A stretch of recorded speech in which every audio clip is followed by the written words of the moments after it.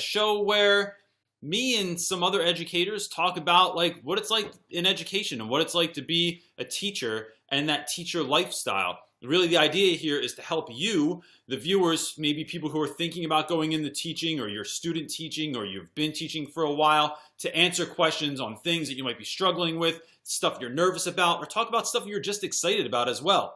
If you would like, you can go ahead and leave comments in the section below, and I will answer as many of those questions as we can get to during the show. But if we don't answer your question, if you leave it after the show, I'll go ahead and I will 100 single question that is down there. I think I have a fairly good track record of actually pulling that off. So thanks. And if you're listening to this on the podcast, or if you don't even know there's a podcast on SoundCloud, we have a podcast for this whole situation. So you don't have to watch your phone and drive. Just dangerous. Don't do that. Just listen. It's just as good. And that's that. So this week we have a friend, someone I've been watching on Instagram for a while, Eric Rosa, who has a Instagram account and Twitter account, students of history, and he has really great stuff, and he's doing really great stuff in the classroom. So I reached out to him, and he was kind enough to say that he would do the show, and so I'm going to guest him in right now, and we'll start taking your questions in just a moment. I just said Eric, and his name's Luke. I don't know why I did that. Sorry. Luke, what's up, man? Hey, how you doing? I just called you Eric in the introduction. I'm not really sure why I did that. That's all right. I don't know where that happened. So, yeah, I feel like there is an Eric Rosa. I'm not sure. There's got to be at least one in the world. So maybe I thought he was going to be on instead. It happens. So, Luke, could you maybe talk a little bit about like who you are, where you teach, what your situation is? Yeah, for sure. So, high school social studies teacher. I started down in Tampa, Florida. I got my start. Taught about 4 or 5 years down there, and was kind of in a situation where my department chair was the football coach, and he was much more concerned with football than he was with the social studies department, and just basically handed me a textbook and said, go. And that was quite an adventure down there. And Florida schools are their whole situation. Then I moved up here to Northern Virginia and taught in a couple schools here. It's basically all the social studies subjects. And I also tried my hand for a week at being an administrator. Realized that was about enough time for me. And then I became a school testing coordinator, which I actually enjoyed. It sounds like a terrible job, but it was proctoring all the standardized tests and ensuring standardized testing went smoothly at the school. And then I was taking a year off to set up this website of social studies resources that I kind of created over the past 13 years, and was just going to focus on that because I really wanted to make sure that it was going to be kind of successful for everybody. But my wife and I had a baby in June, and she's a teacher also. She's a special ed U.S. history teacher. And she was like, I don't know if I'm going to be ready to go back to school in August when school starts, so I'm going to need a long-term sub. I was like, oh, all right. And I was like, what's that tone in your voice there? She was like, well, I was thinking you could be my long-term sub. Suggestive tone. You're taking this time off. Why don't you be my sub? Because, the beginning of the year is so important, and you don't want to just hand that off to anybody. So that's what is going to be happening. I'm going to be. I've team-taught social studies for years now, where I'm the gen ed teacher, and then you have a special ed teacher in the room with you. But I've never taught self-contained special ed, where it's a small group setting. So I'm familiar with the subject for sure, because I've been teaching U.S. history for a long time. But this is kind of a new transition for me in the fall. And so I'm hitting her up with lots of tips, and that's kind of my goal for the summer is learn how to be a special ed teacher, because I will be for about the first month of the school year for the first time. So how long have you and your wife been teaching, the both of you? She is about 7-8 years. I'm going on 13, I think now. Nice. Yeah. That's awesome. Yeah. That's amazing. Yeah, so how many years are you at? What's that? How many years are you in? This will be my 12th this year Oh, when I okay. go. So yeah, and my school, the staff is so young. I'm the oldest. I'll be the oldest teacher in my school this year. At 40, I feel like I'd be like right in the middle at any regular public school, but Sure. I'm the old guy. So when everyone goes out to dinner together, I know that I'm that old dude that I used to laugh at younger. You're the wizened veteran who can give advice to all the. Yeah, exactly. I'm like I posture myself as the Gandalf instead of the crazy old guy. Excellent. So listen, folks that are watching, real quick, the thing we want to kind of open up with is just what Luke was just talking about, this idea of like transitioning into something that's new. Because I know a lot of you have hit me up with emails or messages and talked about how maybe your school's making you do something new, maybe you're challenging yourself with doing something new, or you're filling a need that needs to be met. And so that's where I'd like to take this in the beginning. So if you have any questions about that, go ahead and leave them in the comment section here on YouNow or on YouTube, and we'll answer all those questions that we can. So what's like the number one thing about this transition that excites you and or concerns you? The exciting thing is kind of getting back into the classroom after taking a little bit of time off through being a testing coordinator, and then taking that time to set up the website. I'm really excited, just because over the past even 6 months, a very short amount of time, the network of teachers that I've connected with, like you mentioned on Instagram and Twitter and Facebook, has just exploded. I feel like I've learned more in the past 6 months than I did in years before that, and gained more ideas for the classroom, where I write them down. I have notes, and I have pages and pages of ideas and notes of things that I wanted to try out and things that I want to do. So I'm hoping I can squeeze them all into the short time I do have as her long-term sub there. And that's, I mean, I'm super excited about that. I'm probably most nervous about, like when you're a self-contained special ed teacher, you have kind of students with all different needs in that classroom. And without that certified special ed background, I want to make sure that I'm getting everyone accommodations right. How much time do you devote to making sure students gain the concept, while also, it sounds like covering your curriculum can be a real struggle when students take a little bit longer to master a concept, and you want to make sure your students are learning, but you also have that curriculum timeline that you have to get through. And I know that's something my wife has struggled with for years. She doesn't want to just move on to something without the kids having learned it before or mastered it really in her class. So that's probably the number one thing I'm kind of most concerned about. Yeah, I think so this year, so maybe 2 years ago, I started teaching the reading class in my high school. And so these are guys that typically come in with, they're either undiagnosed in a number of areas, or they have IEPs, or they have their own behavioral plans and stuff like that. And so they couldn't keep a teacher in this class, and I really asked, sort of like, not like you exactly because it wasn't my wife, but I really liked the woman who asked me to take over the class, and I thought I would do her a favor. But then I had a co-teacher in there with me that never stayed. Like I went through 4 in 2 years, and they just either quit or like couldn't hack it or just didn't show up anymore. And I thought it really started making me like doubt myself, because I thought, okay, what am I doing these people? Like they can't come back to work. And last year, my friend Miss Yonkers, who had been in Hawaii for some unknown reason, shows back up in Philadelphia, and I'm like, you have to take this job because I need you to come and teach this class with me. And we had the most successful and fulfilling like 4 months at the end of the year, which is usually like the countdown to madness in school. It was just, It was awesome. It was the best class, and it really helped me to start to see like how students are so often they're not like on a lower level just because they lack some kind of skill, or they just, it's not that. I think it has so much to do with like bolstering self-esteem, making them feel safe to even admit where they are, so that you can bring them up to where they need to be.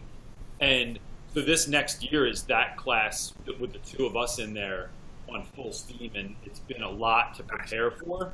And it's funny, like how much you just can't prepare for either. Like you think you know what you're getting into, but just like I feel like a little bit like that first year of school where, you know, you thought you knew what you were getting into, but you didn't really know until that first day came and you're like, oh, this is what it's actually like. This is what classroom management looks like or whatever. So yeah. And I'm the type, like I realized early on that I have to prepare a lot for each class. I need to make sure I have all my lessons planned, that I've kind of planned out the day, that I've planned out the week, in order to kind of really feel comfortable going in and make sure I'm confident in each lesson and kind of the goals that I have for it. I think it was like my second or third year, maybe after my second year teaching, we were doing this summer camp for rising ninth graders, so incoming freshmen. And it was called Go AP, and we were encouraging the kids to take higher level classes and that sort of. We had the kids for about a week, I think, and I still remember this, even though it's like 10 years ago, that they were at lunch, and me and the 2 or 3 other teachers who were planning it were talking while the kids were at lunch, and we were supposed to have this guest speaker come in right after lunch, and he like texted and said he couldn't show up. And the kids are coming back for lunch in 15 minutes, and that was our plan for the next like 45 minutes. And I was like, oh my God, what are we going to do? I was like freaking out. I was so scared, like we have nothing to do. We're screwed. Like everything's going to go to chaos. And the other teachers were kind of in a similar kind of mindset, but maybe not as freaking out as much as me. And the like co-teacher, the kids start walking back in. She's like, all right, she just kind of takes control and says, all right, take out a sheet of paper and write your name at the top. And I want to write down a goal that you, and like she was coming up off the top of her head, and I was like amazed. I was like, how? And it was like the most well-planned lesson for the next 45 minutes. It's like, how did you do that? That was amazing. It's like, I could not do that. So ever since then, I was like, okay, that's not me, because I can't just come up with some amazing thing off the top of my head and go with it. So I was like, okay, but what I can do is plan and come up with it at home and make sure I have that final lesson in my head ahead of time. Yeah. So that's kind of what I've taken as a teacher, is like everybody has their strengths and their weaknesses and has their style. And my style is to be kind of like taking the summer right now to plan out everything I can, like going through lessons and making sure they're as thorough and as possible. And just I found that's kind of really worked well for me. And once I realized that, it kind of let me free in the classroom and kind of gave me more confidence in that I know what the lesson's going to be and kind of I know it's going to work well because I've spent so much time on it. Yeah, that's a really good point. And and I think that's something that just came up when I talked to a colleague recently, was this idea of like when you're younger and first starting out, you want to be like all those teachers that you sort of idolize and put on a pedestal. But very quickly you start realizing that like there might be no chance you can be like that person. And that's because you're not them. And so you need to pull from your own strengths and think, well, what am I good at? How can I relate to the kids? And that is probably more worth your time than like just trying to emulate someone else. Yeah. So I see a question on here. So let's jump into some of these. Christy C asked, she said, my class is project-based, and is encouraged to partner up with students, or kids are encouraged to partner up with other students. Kids do coding projects. What are your thoughts on how to teach a class that is low-leveled and has high-leveled students? Oh, so there's a big mix in there. And partner them. How do you do a lot of project-based learning, or when you do that, do you partner the kids? Do you partner them? Do you let them partner themselves? What do you think about that? Yeah, good question. That's a lot of the classes I've taught, where in Fairfax County where I taught, they did away with honors classes for a while, so it was just either AP or on-level. So as a result, in your on-level classes, you had, and the team taught, you had kids who had like learning disabilities who were in the class. Then you had kids who maybe could have been AP, but just don't want to take the AP class. So it's kind of a wide range there. And I found I would mix it as the year went along. Sometimes some projects require you to pair them up, like maybe a higher achiever and lower achievers. Sometimes I go random just to mix things up, and other times you let them pick their own groups. And I found that doing a mix like that kind of gives the kids, they enjoy it when they're own partners, and then, but you're not always doing that, and you're in ensuring that all the kids in the class kind of have a chance to succeed. And maybe some of those projects that are a little more in depth, or you think that your lower level students might need a little more help with it, making sure I pair them thoughtfully with the right students who will help them and who will not just take over the project and do it themselves, but making sure that the work is kind of evenly distributed. But I really think you need to mix all those different strategies instead of just going with one all the time. You can never just let the kids pick their groups all the time. But if you mix, then it kind of keeps things fresh too, I think. Yeah, I agree. And, I think the hard part with that sometimes is there's not always an even mix of the higher level kids and the kids that are struggling, or really kind students and really meek students. Sometimes there's a lot of unkind students. You might be a little heavy in that part of the class, or you might be really heavy on kids that are really quiet and don't want to engage. But I think my strategy on that in the past has been to just be on the offense more than you're on the defense. And what that looks like is walking around the room and telling students that are in groups, maybe on the side or publicly, hey, I put you in this group because I think you're really good at, reading aloud, or you are really good at taking notes and noting things that people are saying because you're such a good listener. And maybe on the low, kind of talking to kids about, and this could go for high level or low level kids too, right? So if you have someone who's very high level in a class and maybe should be in honors, but they're not for some reason, you say, I put you in this group because I really think you can help bring the people up that are around you. I think you're a really good student in these ways. And I think you can do that same thing with kids who are on a lower reading level. Maybe they're a really strong personality, and you say call some good out of them as well, so they can kind of start taking ownership of those groups. And when the kids take ownership of the groups, or they start to bond, then you really have something there. So I think, just kind of pumping those kids up. And sometimes it's hard to do that, but you really have to find something about everyone, and that can make more kids excited about being in the group with one another. Yeah, definitely. And I found sometimes it helps in those kind of situations where the kids might have roles within the group, where the project says, okay, you need one person to do this, one person to do that, another person to do that, and making sure that each person in that group has a role. Because sometimes those quiet kids will just get overwhelmed, but if they have a specific responsibility as part of that group, and maybe you find ones that allow for different traits in the group, the kid who's a good writer, the kid who speaks well to the rest of the class, then everyone knows, okay, I'm part of a group, but I'm responsible for this aspect of it, and they're going to contribute in that way. Yeah, I totally agree. And I see a lot of people kind of commenting on that inside, saying calling out the strengths in the students and letting them all know that. I think that just goes back to that piece about that's so key in every class, is letting kids know that you notice them. I notice you. You're great, and this is why I think you're great. And so let's take it from there, because then with that self-esteem booster, I think they can just start accomplishing stuff. Senior S's Spanish spot asked, my question for Luke is, how do you get your students interested and engaged in history? So, I don't know.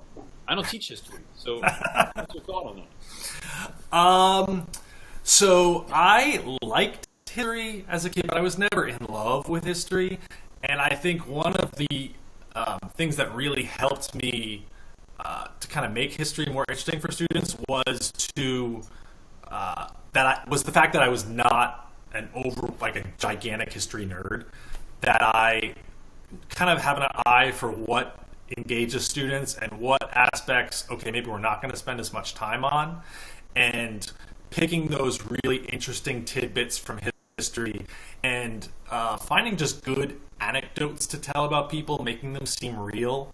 Kids love stories that humanize people and that kind of bring historic characters, just little quirks that you might pick up in a book here or there. There was a great website that doesn't exist anymore. You'd think all websites exist forever, but it was called Anecdotage. And you could type in somebody's name, and I would type in like Napoleon Bonaparte, and it had all these short anecdotes and like funny stories about them. And I loved this website. And when I was like my first years teaching, I would take all these little great anecdotes about them and just tell them to my students. My kids loved them, and it would really humanize all these historic characters. That's so all. I don't know why. I don't know what happened to that website. I loved it. But things like that, and then just games in class. My students always struggled with vocabulary, and then I started doing vocabulary football just because I learned that competition. Kids love competition, and if they're competing with each other, that's great. And I put them on teams, and then that team is playing another team in the class in a vocabulary quiz, and then was the first time I had they had to do definitions in their notebook to kind of get ready of the vocabulary. And I had one sophomore say to another kid, "Did you do your definitions this week? You better do it. I don't want to lose again." I was like, whoa, the kids are I'm not saying that. They're telling each other to do the homework. That was awesome. So I started doing that every year since then.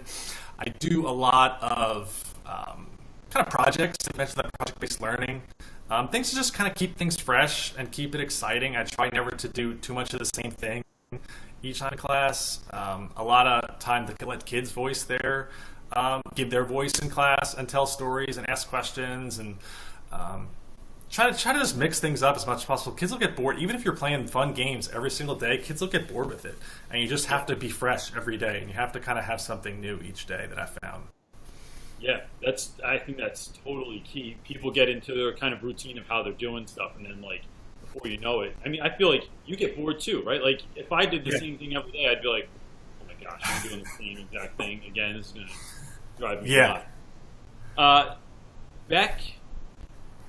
Bexy Rail? I'm gonna go with that. She said, random question. I thought this is interesting. I'm assuming she's a student. She said, do you find anxious or disabled students annoying? I'm worried that my teachers hated me. I think that's really interesting question, because I get a lot of students. I had someone write me recently that said that they have an IEP and they're in high school and they're afraid they'll never be able to become a teacher because they have they're so low in math or something like that. And I just think it's really important for teachers to voice how no, they're not. I realize as an adult, you realize that kids are dealing with what they're dealing with, and there are certain limitations that might bring up for them. So I have guys that have, let's say someone has ADHD in my class and they have a very hard time staying still or keeping their hands to themselves, or they can't stop from looking around the room.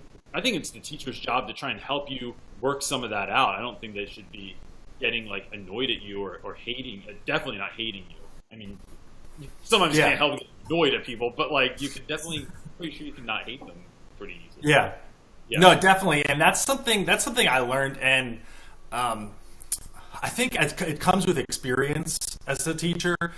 I remember I think it was maybe my first or second year teaching, because it was right after Napoleon Dynamite came out, because that must have been 2008 or so.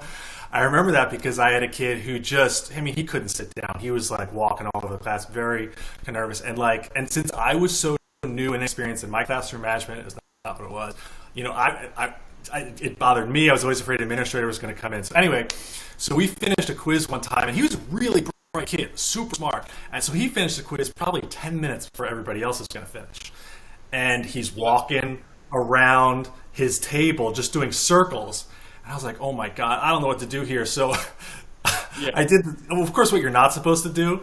I drew, the reason I know about Napoleon Dynamite, I drew a Liger on a notebook paper and folded it up and said, hey, can you go bring this to Mr. Haynes' class? Because we had just seen the movie and I knew it would crack him up. I was just to get him out. So he's like, okay. As he walks out the door, he looks back into the classroom and pulls out a Mexican wrestling mask, puts it on his head, and runs. It's oh my gosh. And then, of course, 5 minutes later, an administrator brings him back and says, did you send Tommy? He said this was a note that he had to give. Just... It's no, of course. Of course he's going to get stopped running through the halls in a Mexican wrestling mask. But, I mean, at the time, I didn't know, I didn't have that kind of just way to just think of something naturally to kind of get him back on task in something else, or have another activity ready, or get him started on something else. And once you become more comfortable in the classroom, I think those things become more natural. Whereas something like that now, I would never just send somebody out of the classroom, or I would never get annoyed so quickly. I'd have more understanding of my students, and I'd probably have something ready for him to go. Or even if I didn't have something ready, I'd think of something, and I'd give him a task in the classroom. Or maybe I'd just have him sit by my desk and talk to him and kind of get to know him a little bit better. But once you kind of get in your comfort zone in the classroom, I think those sort of things come more naturally to you. Yeah, and I think when you're not afraid you're just going to lose your job all the time either. I feel like the first year I was just like nervous, like, oh, I'm going to lose my job. They're going to, is it? Yeah. That whole debacle is the worst. And so when you realize that that's not going to happen, you are confident enough to like try some new stuff. And so students that I've had in that almost exact scenario before, you know, I just give them jobs in class all the time, or I will have them run errands, but, you know, I try and have like something like, could you actually take these books to someone else? Because I've done that same exact thing that you're talking about with like, I'll say, hey, can you go ask this teacher for my stapler? And then that guy knows that he doesn't have my stapler, so they'll send that student somewhere else. And it's just, you know, you're just so scared of what could happen when you're early on. So that's what happens. I think that's hilarious. I mean now, but that's not. So Jess Lockwood asked, I'm on my boyfriend's account. Okay, Jess. My name is Ashley, and I am going to major in early childhood education. Do you have any tips for me, studying-wise, or just any advice? So what kind of advice in terms of, like, I don't know, what worked for you when you were, like, getting ready to teach? Just spending as much time in classrooms as you can. I learned so much more doing classroom observations, I think, than I did in my education classes. And I had great education classes, but you want to see as many different teachers as you can, because sometimes, like you mentioned, you have that ideal picture of just like a dream teacher who has this amazing ability to capture all students. But there are 1,000 different styles, unlimited different styles of teaching that engage students.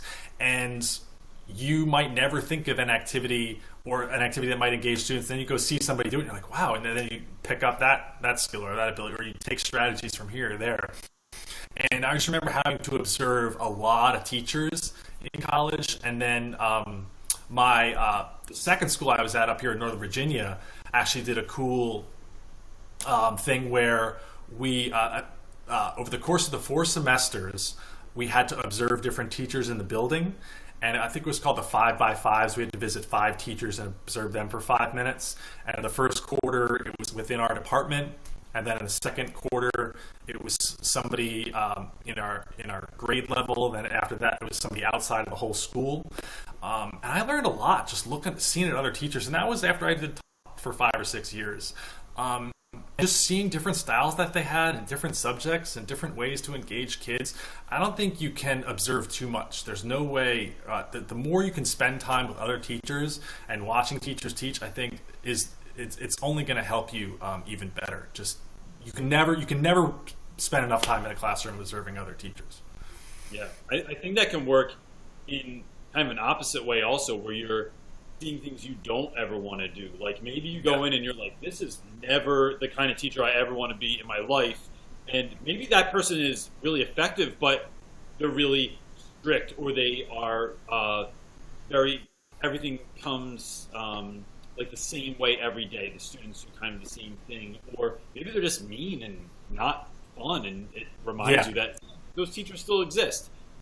One of the things, take that a step further, that I've talked to colleagues about doing is like going to other schools. So even when you start teaching, if you can maybe work something out with your school where you can take a half day and go to another school and see, like, on the other side of town, what does your exact class look like at a different school? Because sometimes you get really used to what your school is like or what your class is like, and you can't even fathom something different happening somewhere in the world. So that really, really helps sometimes as well.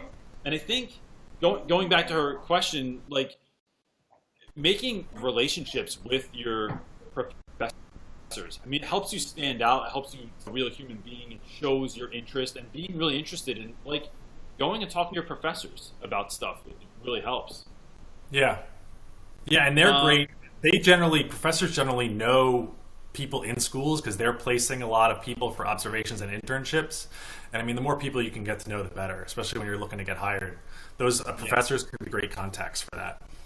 Oh, and knowing people is everything. I mean, like I know so many teachers that got a job somewhere just because that was like, you know, someone they knew in high school or someone they kept up with in college, or the professor did make a phone call, or that's where they student taught and they made a really good impression. Like that stuff is huge. Yeah.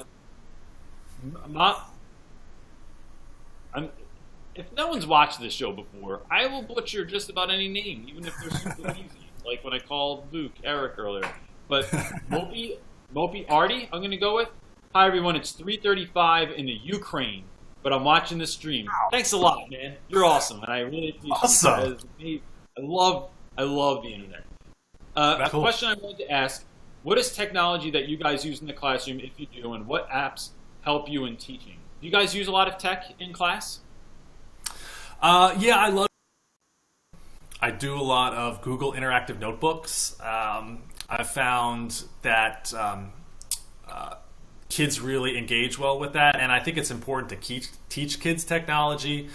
I think we a lot of times have this notion that kids are aces at technology, when I kind of found the opposite, that kids don't know, like when a kid doesn't know the start button on a Windows computer, or kind of how to just navigate the basic, Microsoft programs or programs that you'd use in the real world. They're masters at a smartphone, but basic kind of workplace technology they're not experts at. So a lot of schools around us are starting to go one-to-one. My wife's school did last year, and so she started to integrate more technology and would use Quizlet Live was a fun one the kids love to do, and she did a lot of Google Classroom activities as well with the kids, since they have their every kid got a laptop, and they would try to use them as much as possible. Smart boards are everywhere around here. I'm not sure if that's the same in Ukraine, but once we kind of got one of those, it's a great way to get kids kind of up and kind of doing different touch programs where they can come up and touch and move things around. A way to vote, to drag things to different sides. Yeah. A lot of online review games I like. I like to do a lot of the Google Notebooks I'll have use different online resources. I'm big on primary sources. And there's a ton of websites that students can take a look at real primary sources, and I found it really helps them to see images themselves and to kind of poke around at the different photographs at the National Archives. Have a lot of great resources online. I just kind of like kids to kind of get a feel and really kind of look at them and analyze them online. I found like really helps. Yeah, so in ninth grade, I teach. So if you get through ninth grade at my school, they're required you to take 4 years of Latin, and not everyone's always down for taking 4 years of Latin, so a lot of dudes leave after ninth grade. But if you stay, everyone gets a laptop. So in ninth grade, we don't have laptops. We have carts, and sometimes those are like accessible, sometimes they're not, sometimes there's something wrong with them. But so I don't use a ton of technology, but what I do try and impart on my students is how to do basic things. Because like you said, like kids think they know a lot about technology, but I have guys that like don't know how to send a DM on Instagram or check, to send a proper email document. Those basic things as well. And I try to talk to them about how to use either a laptop or whatever device they're carrying around in their pocket, like how to use that to the best of your ability. So if someone asks me like even simple questions like, when was Mark Twain born? I don't know. Like ask Siri real quick. Like she'll tell you way faster than I could ever look it up, And and I think kids don't always realize the power that they have there. The websites I do use in class, I use a website called Toondoo, Toondoo, and that allows you to make comic strips. And a lot of times we'll break down parts of books so say we're reading the Odyssey, and I'll say, I want you to tell me about Odysseus' time on the Cyclops' island, and break it down into 8 frames. And it's a lot more fun than like drawing pictures or just writing out a review. And they have to like find characters to put in there and pick a backdrop. And it also helps kids that don't feel like they're artistic to be a little bit more artistic. And I use the New York Times website all the time. They have great lesson plans on there, and they'll pair an article with a video that they have and have discussion questions. And I never use anything that they have like completely, but it's a really good starting point if you're trying to come up with lessons. Because in my experience too, I teach all boys, and teenage boys would much rather read something that's nonfiction, like a magazine or a newspaper article, than they would like a book of fiction.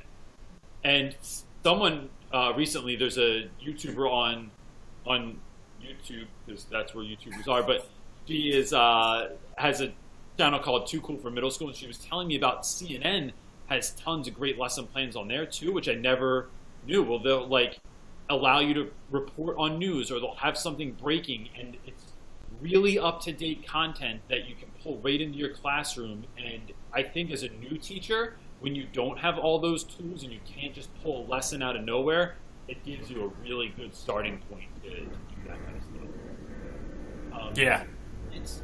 Thanks for the question, guy from Ukraine. Awesome. Green is anger? I'm going to go with that. What do you do for your first year, or what did you do as a first-year teacher when you were hired late and given the weakest subject to teach? Man, I was hired. The weakest subject to teach. What does that mean? The weakest. No. What kind of? Could you comment and say like, what do you teach? Are you teaching Latin? Because I feel like is that weak? It's just like it's hard to get kids pumped. I have people that I work with that do it, but I feel like it's a daunting task to I had to teach my first year. I had to teach honors economics, and I literally had never taken an economics class in my life. I got my degree in history, and I was teaching honors economics. I mean, thankfully, this school honors was not much better than regular, and it was seniors, so they were 18 and I was 23 or 24. I was a chapter ahead of them the whole year, barely a chapter at times, and it was just a matter of like coming up with anything that could. I mean, you just have to know that it's a struggle your first year, and a weak subject or not, you just have to realize that everyone struggles their first year, and kind of reach out to as many people as you can in the class in your building for advice and for tips and for strategies, anything that works. You kind of just have to pick everybody's brain. You have to take time for yourself. You have to kind of experiment, and if things aren't working, try something totally new. Keep kids on their toes, like change up your whole routine. You know, everybody talks about routines and keeping. It's not just, if it's not to do, try anything, and just know that you're going to get through the year. And everybody struggles their first year, and it takes, I mean, I think it took me 3 years probably before I really kind of felt comfortable. And I don't think I really hit my stride teaching till years 4 or 5 was when I really kind of felt excited and super comfortable in the classroom. It just takes time. Nobody starts off, creating incredible lesson plans. It takes a while, and you just have to kind of be as flexible as you can, empathize with the kids, try to get to know them as much as possible, get to learn about your students and try to understand them, and just find ways to kind of meet and the content together, find ways that will engage them, and try new things, and don't be afraid to try new things. Yeah, Luke, you're saying like every single thing that I am always preaching all the time. Like that's exactly what I would say. If I was going to take it like another step, I would say try and I don't push positivity just for the sake of pushing positivity, right? But I think there's something to going in and knowing like, hey man, I'm going to make the best out of this that I can. There's no chance it's going to be perfect, but if you go in with that mindset, I think when you do ask other people for help, it becomes the difference between being a problem solver and having like a growth mindset and being like, oh my God, I don't know what to do. I'm such a fraud. The kids are going to figure me out. Like, the truth is, I still teach some days, and I think I cannot believe someone gave me a job. Like, I'm an adult. I have a job. I'm in here, but I'm really like, I don't know how anyone listens to me sometimes.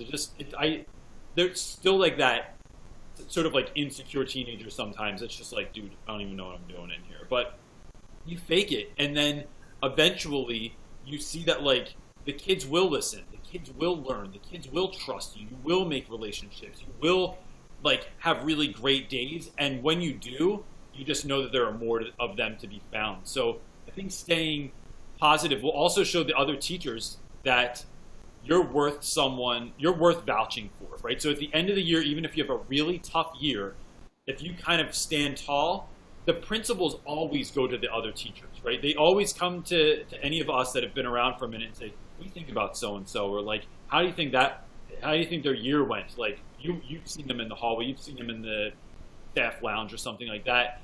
And if you can show everyone that like the kids aren't going to get the better of you, or the job or the amount of time you had to prep isn't going to get the better of you, people will stick up for you, and they'll want to help you. They'll want to see you succeed and become part of the community in your school. So I would just do that. And yeah. Oh, that guy said, I'm a math guy and I was given grammar. Oh, bro.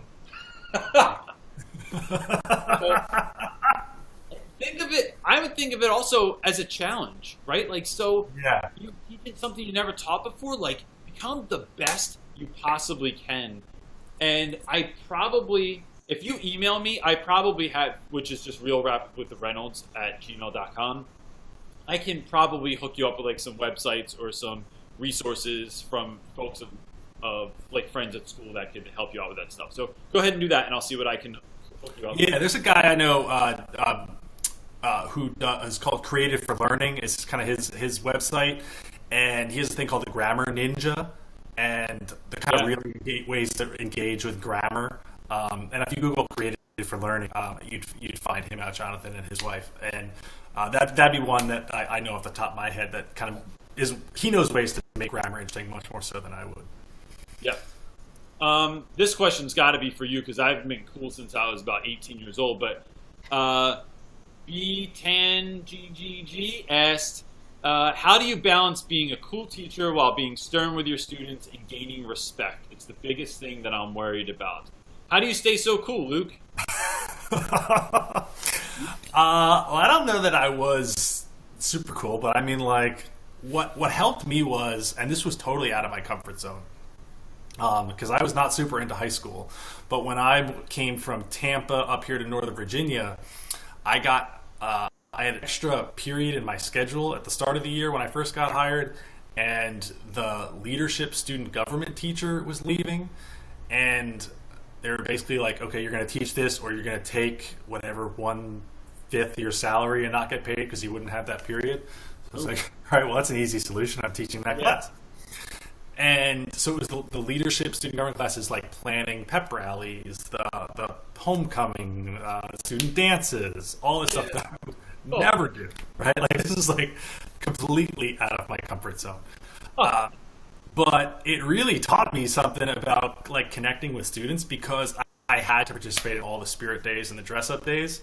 So every dress up day for Spirit Week, I would dress up in the most outlandish costumes and outfits. And I would be at every student event, and I would be in charge of the pep rallies. And it really kind of gave me an avenue to connect with students that I didn't realize before. And it kind of gave me some respect with students because they kind of saw me on their side, because the student government was kind of, making sure that kids enjoy school and doing different activities around school to make kind of it enjoyable for students, as opposed to, the administration cracking down on rules. So that really helped. But as far as I never, like, once students get to know you, they're not going to, I realize I don't think they take advantage of you when you show them respect and you get to know them and you show genuine interest in them and you relate to them, and those kind of simple things of me dressing up for spirit days and going to events and being at the football games and the basketball games and things like that, kind of show the students that I care about them. And it's a very simple way. It's a simple thing you can do. And once I kind of got to know those students, I didn't really have those issues. And it's not a matter of like being cool. It's just like getting to know them really.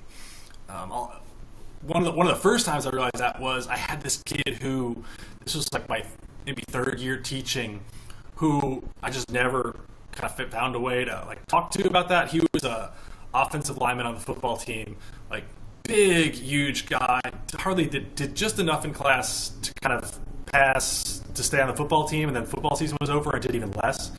Yeah. And he just was quiet. He never talked at all.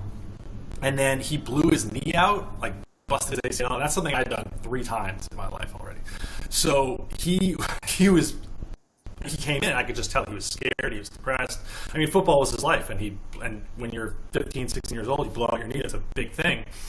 So I just stayed after class with him and just told him about all the ACL surgeries I had and how, it's 9 months, you come back from it, it's this, and like, he went from being just never talking in class to kind of doing well in my class, and it was just taking that time to get to know him, and he was scared, and I kind of eased his mind about something that was really kind of, he was really worried about, and like, it was a powerful moment. And after that, he was an awesome student in my class, and it was just it just took that kind of moment of connections to reach him there. So making those connections with students are huge.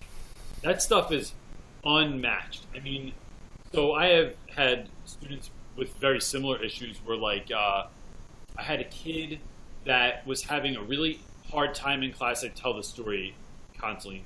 People have probably heard it by now if they pay attention to my content. But, like, I had a student a few years ago who would just do nothing in class. I mean, nothing. Head down on his desk all the time. Like, you'd ask him to do something or sit up. He'd sit up for a second, and then he'd slowly, like, slink down in his seat, and he would disappear.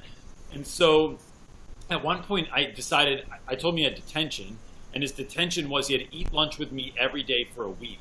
And during that week, my wife would pack him a lunch every day because he never, ever ate. And I don't know why. I don't know if that was a choice or if he just didn't have it. So my wife would pack him a brown bag lunch and write his name on the front and then write like a little note on the inside to him every day. And then every day we would just talk about stuff like, what's your favorite movie? What do you want to do when you grow up? How many people do you live with? And just regular stuff. And through that, he just started telling me more and more kind of about his life. And I feel like it just kind of gave him the chance to vent about a lot of things that maybe he didn't feel like he had a safe place to do that otherwise. Now, I think he went from 0 to 10 in my class and is now still one of my number one dudes that, like, if I need help with something, if I'm going somewhere, if I get tickets to something, like, I just call this dude up. He's my guy. But initially after that, I did have a moment in class, and I think a lot of teachers, and I think this really speaks to this question, is what happens when that student does something wrong, and how do you address it? Because now if you're cool with everyone, like, it's hard to be a disciplinarian when everyone thinks like you're friends. And the way that I always kind of deal with that is I always tell kids, like, look, your education and well-being is my primary concern, and I'll do anything I have to do to make that happen. So if that means I got to get loud with you for a minute, or if I have to talk to you like one-on-one and be stern for a moment, or lay into you a little bit, that if that's coming from a place of, like, you need to know that that's coming from a place of love, and that I really just want the best for you more than anything, and I'll be whatever type of person I need to be to make sure that you succeed. And kids, that goes a long way. I mean, that's like, because they'll see that, like, all right, I get that, and I've had a lot of success with that exact conversation. Katie, my wife is whispering, my not-so-secret wife who sits next to me every week, is whispering to me that this is the second part. She said, Katie Huell said, what are your favorite social studies apps and websites? We kind of touched on that again, but you could just read it. Oh, she's saying that's why the second part is the second part. Okay, so it says, what do you wish elementary teachers did to prep students for high school social studies? So what do you lament? What are you damning the elementary teachers with? This is funny because, like, there's teachers who always say, "What did these kids learn in middle school? Like they didn't learn anything in middle school." And I heard middle school teachers like, "These kids aren't ready. We can't do anything with them. How can we teach these kids when they're not prepared?" Like, I never stressed out about that too much. Like I just like take kids that come into my room and teach them the best that I can. I never worried about, well, I wish they came in with more of this or more of that, because it's just another thing. Okay, this is what am I going to do? Okay, I'm going to help teach them writing. I'm going to help teach them web skills. I'm going to help teach them to critical reading, things like that. It's not a case of, wow, I wish that these younger grades, they learned these sort of things, because I just see it as part of what I teach. I know kids really struggle with writing that I've seen. I mean, even the kids who write well, it's just, you're just like, can you please read that out loud? Like, read that out loud to me and tell me that it makes sense. Because, but I mean, there's adults I get emails from coworkers that this doesn't make any sense at all. So I mean, that's just might be a problem for everybody, but I don't worry about that. I just worry about the kids come in and are ready to learn, and whatever I teach them, I teach them. Just do the best job that you can, and teach what you think the kids need to learn. And if everybody just does that and cares for the kids and teaches what they think to kind of get them most ready for the end of the year, I think we're all, everybody will be happy. Yeah. I kind of, I don't know, this is selfish, but I kind of like when students come in and on back to school night, I always have these really concerned moms, because the students, my guys have to read 5 novels within the school year, and then we still do poetry and short stories on top of that. And they'll come in, they're like, look, my kid, he hates reading. And I just think, awesome. Like, that's the best answer I could get, because now I just get to shine, right? So like if 8th grade set the bar so low that you like hate English class, even better, because now I just want to like crush it that year and really have such a great time that it will maybe change that trajectory. And so I know that's selfish, because it's hard. If someone had someone awesome in 8th grade and then they come to my class, I'm like, and they're always comparing me like, oh, well, Mr. So-and-so's class was better because he did this. Like, yeah. No, I hate that guy. But I think that you could just, a lot of things are just changing your perspective on how you choose to look at them. Like, just think of it as a challenge, just like the guy that has to teach grammar now instead of mathematics. Yeah. Yeah. Is that Ukrainian grammar? That could be even trickier. Yeah. That could be better or worse. I have no idea. No, a different one. Okay. One swim chick asked, any advice for people going through an alternative teacher license pathway? Are there any specific tips for trying to learn the education side of things? That's really great. Do you ever, I don't know what type of school you're at necessarily, but like, do you get folks that are like doing an alternative track at your school, or have you known anyone like that?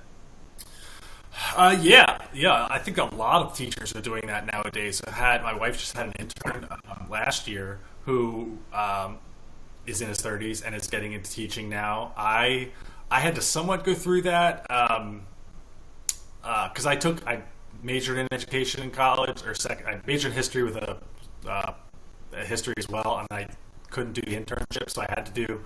I ended up with just a history degree instead of a history and education degree, and had to go through after working at another job for a couple of years. Had to go through the non-licensure route. But I think that gives you a lot of skills, because you generally are coming from the real world, whatever you want to call that. You've worked at a different job. You haven't been in education your whole life. It gives you some outside perspective that I think is really valuable. And I think a lot of schools are hiring those teachers nowadays. They see that as a skill as well. And it's just a matter of kind of getting that teacher background ready and passing the tests, and generally you have to take some other kind of class requirements that they might have you doing. But I don't know. I think what you gain from that kind of outside experience almost makes up for what you might have missed in terms of the education classes in college that you didn't get. But those are so much of it is on the job learning anyway. You know, you have all these strategies. I learned so much about how to write a lesson plan, and I don't think I've ever written a lesson plan with objectives and that met standards since then. That maybe it's just supposed to be what you're thinking about as you're planning the lesson, but I learned much more on the job than I learned in those education classes. So I do it. Every state's different. Do what you need to do for that state, but go and feeling confident that you can still just be there's amazing teachers that come in their first year from all sorts of careers outside of education. Yeah, I mean, sort of back to what we were talking about before, like going into other classes and learning from other teachers is big.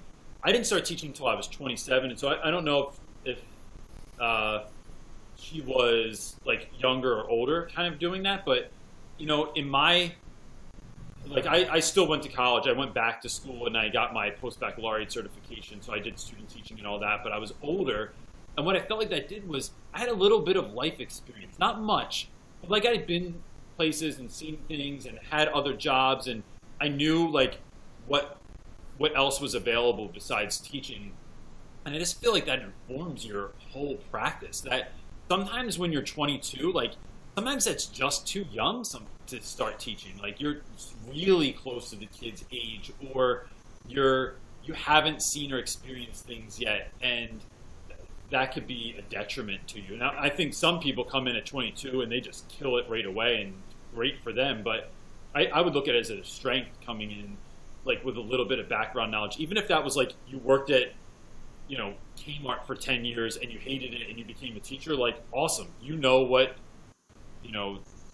something, whether that's how to deal with other people or how to work a job that you maybe don't like or something like that. So yeah, I think it can be a real asset to your teaching. Yeah. Rebecca Baker said, teaching history for the first time in Hong Kong next year. Any tips for teaching ELL students who are in the same class as native students? Any tips on not? That's kind of awesome, and yeah, I'm a little envious that I want to teach in Hong Kong for a minute. But I had no idea your show was so international. It's fantastic. I'll tell you what, man. Comments on YouTube, you get comments from people. They'll be like, "Hey, I teach in Vietnam. Do you have an idea for this? I teach in New Zealand," or for some reason, the Netherlands and Scotland. Like, there's tons of people that watch, and I'm like, it just makes it so fun because, you know, you think what you're doing in school is so, like, it's so much the same as everywhere else, but it's really not. Like, it's the world's so different how they view things. So, what would you tell someone that was going to teach ELL? I actually worked with ELL students this past year. I was volunteering in a school here in Fairfax that was like 80% students either in the ELL program or who were in the ELL program or came out of it. And I was working with generally like year ones, year twos, for the most part, kids who were brand new to America or in their first year in America. And kind of what I learned was these students need great visuals. They need to have something that they can kind of see, because so many kids, they need to see. You can't just be giving them notes or talking to them. They have to have that visual to match with the word, because they're learning English as they're going. They have to kind of practice their writing. You have to give them time to talk in class. One of the ELL teachers that I worked with every day would start off just with like, "Hello everyone, how was your day?" And then every kid would have to say something about what they did like last night or that day or something like that. And then she would go around and talk to all of them and kind of make a paragraph out of it, of like what everybody did that day. And then they would all read that, and it kind of made it about them. And it was just like a fun activity that maybe didn't have to do with the lesson, but it kind of got everybody get to know each other well. And it got them speaking on something that was very simple, because it was generally a simple question like, "This weekend I played soccer. This weekend I did this. This weekend I did that." And I really like that as kind of a warm-up activity.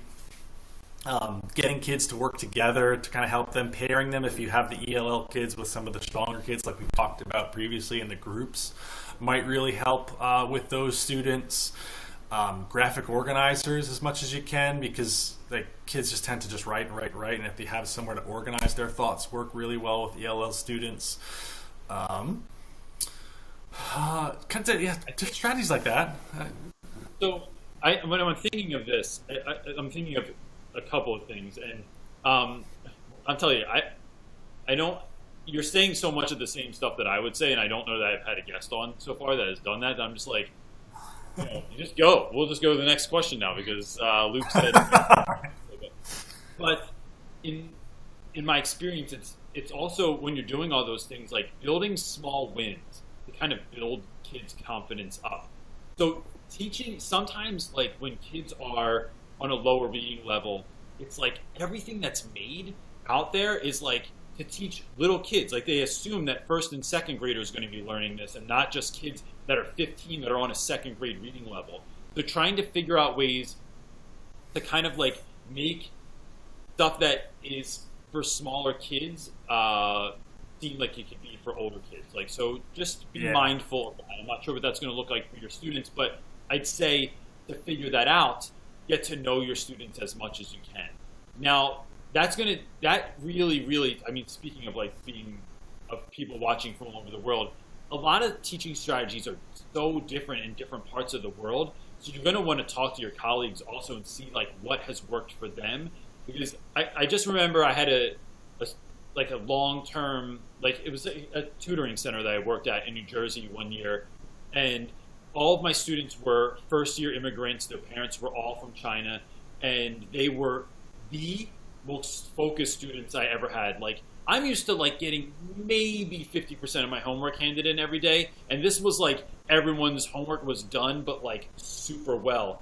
And that's just because their parents like held that kind of like, they just expected that sort of progress from their kids.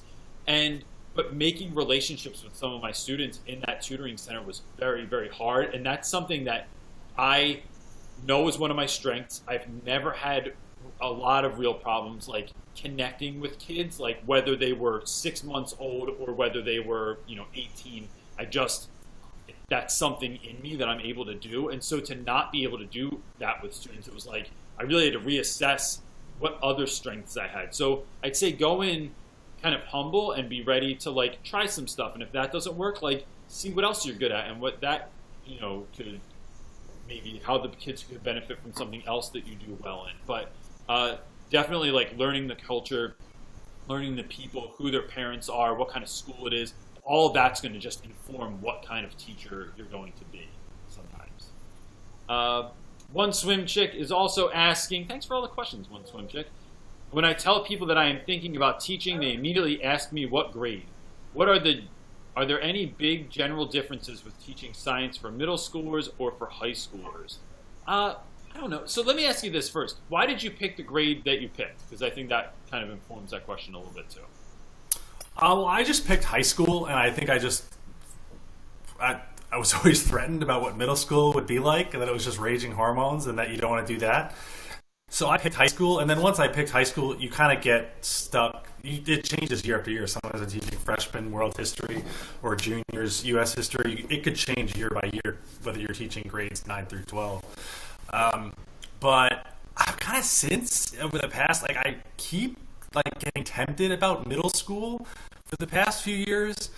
Ever since we had a faculty basketball team, and we would play kind of other schools, and it would make a nighttime event out of it.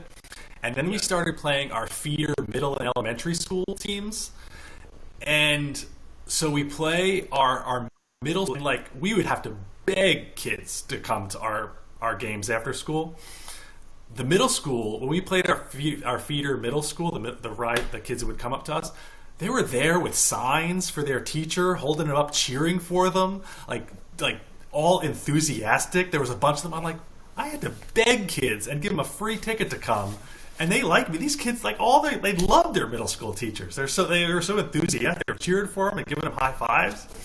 And then when we played our elementary school, it was like being in like Cameron Indoor Stadium for like a Duke game, like rowdy, crazy 10-year-olds cheering, and you're like the enemy. And they're like have signs, and they're like going crazy, they're throwing stuff, they're like noisemakers. So ever since then, I'm like, like I think middle school, like, okay, they're younger, but they really look up to it. I feel like they love their teachers. They get so much enthusiasm for them. So I'm getting more tempted about middle school and wanting to try that for a different experience. Because it was always a little scary to me, but now I'm intrigued by it. But kind of with older students, you get to go into more depth with things. They're more mature, so you can have greater debates. Especially in a social studies class, you can talk about kind of what's going on in politics, which is so easy today, or comparing historical events are easy. But I think there's a lot of benefits with middle school students too. I think they have an eagerness to learn that maybe some burned out seniors surely don't. That seniors definitely, I think. Yeah. When I think in terms of ninth grade, my students come in and they are small, just in body, like they're tinier than everyone else, and the amount that they grow in ninth grade really, really reflects, like, even as tall as kids get, their personalities change so much from September to June. And so we always laugh that, like, ninth grade is, the kids are like squirrels sometimes, or puppies. And then they go away for the summer, and they come back in 10th grade, and everyone's a little cooler. Voice got a little deeper, got a little more swag in the hallway all the time.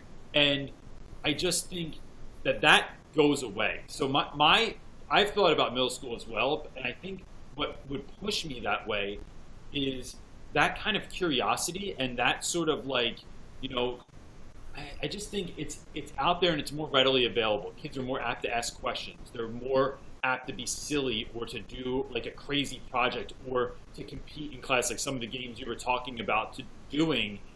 You're not going to get that with seniors. So some of it is based on, I think, people's personalities. Like, I am more silly, so I like being like that in class, and that's a strength of mine. But if you're more into like just kind of deep discussions or really diving into a particular subject matter, that seniors might be, something that you would look forward to. Or in my school, it's like pretty much 10th through 12th, because it's a different animal. And I think classroom management is way different. Ninth grade, way more classroom management issues at our school. But as you get older, there are like, I think ninth grade is really the only time we ever have fights in my school. 10th, 11th, and 12th grade, everyone knows each other. There's no one to impress anymore. You already have like kind of told everyone who you are, and so you don't deal with that stuff as much. And so I suspect that that extreme becomes different. Like the higher you go in the grades and the lower you go in the grades. So that's going to change some of that stuff as well. Born to be a teacher just wanted me to say, and I love this. I say this because I believe in this very much, that kids will believe in themselves if you believe in them. And I think this goes back to what we were talking about before, that if you really, really, and you have to keep telling kids, because once or twice or 3 times or 10 times or 20 times might not be it. You have to tell some kids like every single day, like, I see you, you're important, and I really think you can do anything that you want to do, and I'm going to help you do that is really important. So thanks for even saying that. I appreciate it. My wife picks these questions out because I can't. Well, she doesn't pick them, but she goes in order. But she's telling me. Yeah, it's hard. I see the chat there. Multitask, man. If I'm looking at the camera, like I feel like I can't look at it. So they're on here and they're on YouTube as well. So there's like 2 different spots to look. Oh, okay. My man, the Senior Spanish says, "What at the end of the day makes what you do worth it for you? What makes why come back 13 years in a row, or 13 years now?" Just because it's exciting. Each year is new. You get to try new things, and if it doesn't go well, you get a whole new year to try new students. It's exciting and it's fun, and it keeps. I feel like it keeps me young. I really enjoy like being in schools and learning. Each year I learn new things about myself. I learn new things about the kids. I don't think there's any job like this that's just is so different every day and is so exciting every day. My first couple of years I worked in an office and it was just so dreary and dull, and there's no way I could just do that as a job.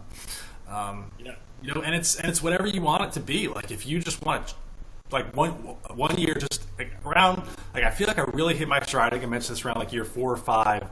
Years like 6, 7, and 8 is where I kind of got the itch to try new things. I was confident what I was doing and recreating the same things year after year and perfecting that. And then I was like, man, I really want to try new things. And there was one year where it's like, you know what? Like I thought of like all the unit tests I gave, and like I was like, man, if I'd give a test for every unit, and like this is back when we had 45-minute classes, and I had to basically give the whole class. I'm like losing all these class days. I was like, you know what? What if I just didn't give any tests this year? And like I just tried, I'm not going to give any tests, and like just kind of based like the learning on my own, kind of just constantly talking to students, engaging them in other ways. And I found at the end of the year, I think they learned just as much that year as every year. And then other years I'll try totally different things that year, and it lets you experiment and try new things, and it's fun and stuff like that. You learn so much. It's you can make each year new, which is so exciting. Yeah, I think that's a really important point. I mean, one of the things that kind of keeps me going is I keep up with students for years after I've had them, and I was just telling this story to someone the other day that when I student taught, like, I don't know, 13 years ago or something, one of those students found me on Instagram and was like, hey, we're all going out to dinner one night. Do you want to come with us? And it was dinner and drinks, she said. And I was like, what? Everyone's going to have drinks. I don't know if I can do that. And so I like looked them up and I'm like, dude, everyone's super old now. And they're like married and stuff. And like some people have kids. I'm like, I guess I can. And so I went out, and it was so fun. And to hear students that had me for student teaching, right? So they only had me from September to winter break. Talk about like a lesson that I had or something that I did in class or something that was fun. And it's like your impact, really, you just don't know sometimes. Like kids will not always tell you how much you meant to them or what your class meant to them or, how much something impacted them, good or bad. And to hear from people like years later that I didn't even know still remembered my name, like to invite me out and to hang out and hear about their lives, it's like you're really, really having an impact. And it might not be on all the kids you ever wanted because you watched Dangerous Minds last weekend and now you're all stoked that you're going to like change the whole school. But there is like that one kid that thinks that he's not seen or not noticed, and you can notice him and change everything in the world for them. So, good? Cool. Luke, there was one more. Luke, there's one more I wanted to ask you, okay. But I'm going to forget. On you now, it flies by. So I don't know. I'm throwing this question out there anyway. Who's the quote unquote bad teacher in your school? And it was like the one that can't teach at all. So look, first of all, I have a very good feeling that Luke is going to be like me in this, and maybe you're not. Maybe Luke's about to put somebody on blast, and I have no idea. But first of all, professionally, I don't know that this is a good idea for me to talk about anyone like that. But what I would say is, if you are a teacher and you notice someone like that, like, has there ever been someone that's really struggled in your school? And if so, like, have you ever like stepped in, and what have you done about that, or what did that look like to like help someone that you felt like needed it in school? I'm definitely not going to put anybody on blast like that. That's probably somebody that knows like either one of us and is trying to. How many views we would get if we just start putting? No, I'm just kidding. Yeah, like the teachers I know that tend to struggle are just the ones that just kind of get overwhelmed. They're trying to take on too much, and they're letting the kids tend to take advantage of them quite a bit. And kind of advice that I have for those teachers is to just kind of recognize your role as the authority in the classroom and just kind of take control of that and try to find ways to reassert that. And it's far less often than I maybe even thought about early on. Like, there's very few teachers that I feel like really, really struggle. There's some of them, like, they'll struggle for a year and they kind of find their groove, or they realize that maybe teaching isn't for them. Yep. But yeah, and those teachers come and go, but the ones that stay you find your groove and you kind of find what works for you. And I've also noticed too that you hear things from students about, like, oh, this goes on in this room, and this goes on, and then then you talk to the teacher and it's like totally not what happened at all. You know, the students just tend to talk, or sometimes you hear like crazy stuff going on in a room. You're like, what is going on in there? And you find out it was some like game that everybody was super excited about and was playing. And so I'm never even quite sure if I know when teachers are really struggling. You know, if I talk to them and they kind of express that to me, I do. But I don't know if I even notice it as much, because in high school, you know, we're in our room, and then I come out into the hallway during the passing periods, and I'm talking to people that way, and at lunch period you're talking to your colleagues. But stuff goes on the other side of the building. I have no idea what goes on in different wings. It's weird. There's teachers who I don't see. You see them at the beginning of the year for back to school. You don't see them for months at a time for me. Yeah. And it's not a big school like that either. No, so my school isn't either. I mean, we have maybe 500 students at my school, so it's really small. But ours runs like, I see everyone that's on the first floor because I'm on the first floor. But if you're on the second or third floor, man, like, I very rarely see you. So I really have to make a point to go into other teachers' rooms. And I would say that, like, if you have someone at your school that is struggling and you don't know about it, like, the only way you're going to find out about that is like stopping in someone's room during their prep or after school or before school and saying, hey, I'm just wondering how things are going. Like, I don't really get to see you that much. And I like building that sort of community, because what that's going to do is, even if someone goes, oh, yeah, it's great. When they do have a problem, if you become someone they feel comfortable with, they might feel comfortable coming and talking to you about it. You can just help that situation out. And that just breeds a culture, I think, in school of, like, teachers that are helping each other out. They're not just stuck in their own little bubble all the time. And I know, I don't say that like being that person naturally. Like, a lot of times I'll be like in the middle of it and I'm hustling through work or trying to grade stuff, and I'll think, you know what? I'm going to take 10 minutes and just walk the second floor, and if I see someone, just ask them how it's going, and then I'll go right back to work after that. But it has to be that kind of like deliberate to be able to do stuff like that. But Luke, thanks a lot, man, for coming on. This was thank you. Great. I don't get to just this was really fun. You were right. The time flew by. Holy cow, that was so fast. Well, I forgot that we started at 8:32, and I'm like, dude, it's like totally late now. It's like almost 10 o'clock. It is past my bedtime for sure. Could you, real quick, just tell people where they could find you online? Yeah, sure. But Students of History is just the moniker I took on from a project I started years ago. Students of History, if you search it on Facebook or Instagram, it's there. The website is studentsofhistory.org that I started. But it's pretty easy to find. Just search that, you'll find me. But I would love to kind of continue the conversation with teachers for sure. This was fun, and I'd kind of love to talk more. So as I'm doing my closing, I'm speaking to you when I say this too, like, folks, if you're watching this and you're watching the rebroadcast and you didn't get to ask a question, go ahead and leave a question in the comment section, and I'll 100% get back to you on that.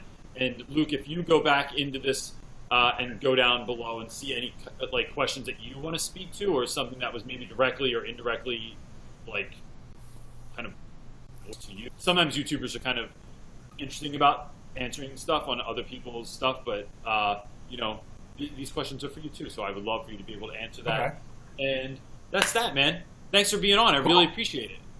Yeah, thank you. This is great. Appreciate the opportunity. Cool. Have a good night, man. Peace. Take care. All right, gang. Next week, or on Thursday, rather, I have Michael Meehan, who is like an Apple... Mitchell. Oh, Mitchell. Sorry, I thought you were Michael.